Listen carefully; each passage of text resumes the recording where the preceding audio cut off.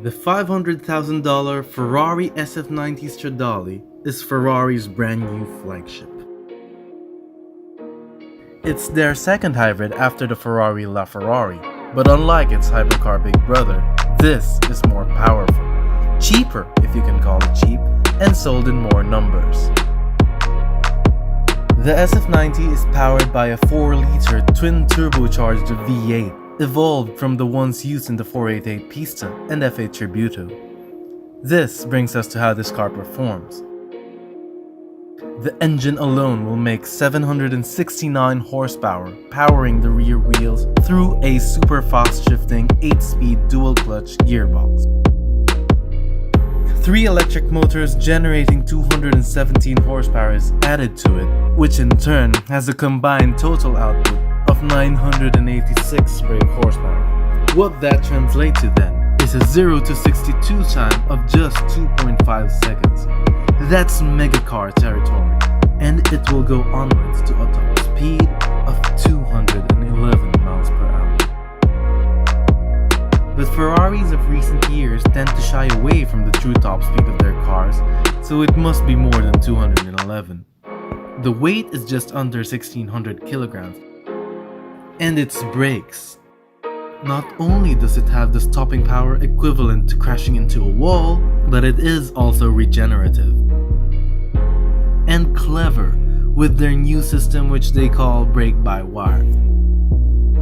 Basically, it combines the hydraulic brakes and the electric motors not only to stop the car, but takes that wasted energy to be thrown back into the batteries.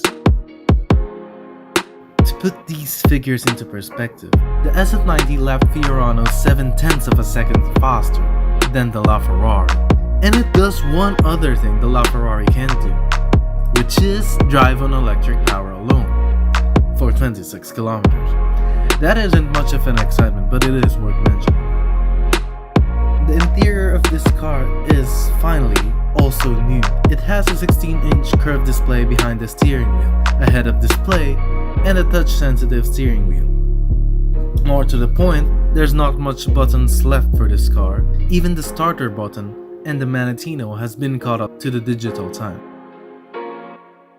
With the looks of this car, it is a new generation.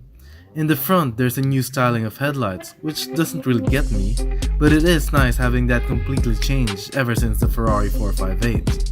It has what they call an S-duct, first seen in the Pista, albeit but a bit smaller, but it is still useful. And at the back, there's where everything changed. Its engine sits very low, which in turn gives it space for the twin-part rear wing. It is both stylish and functional, for it has a function called Drag Reduction System, or DRS, which is F1 tech.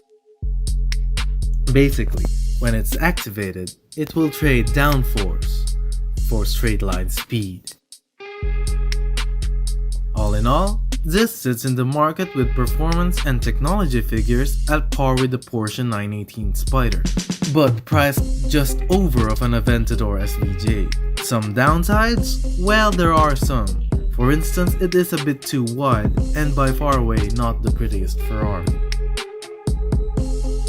So what does this all mean then, and why did Ferrari just suddenly make an ultra-fast supercar available for anyone who can afford one? Well, given that the LaFerrari was their halo car when it was released back in 2013, you should expect more hybrids and/or technologically advanced supercars in Ferrari's future.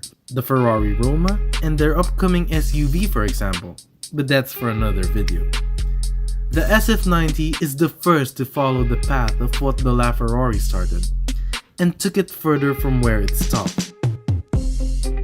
This truly is the Ferrari of the new decade.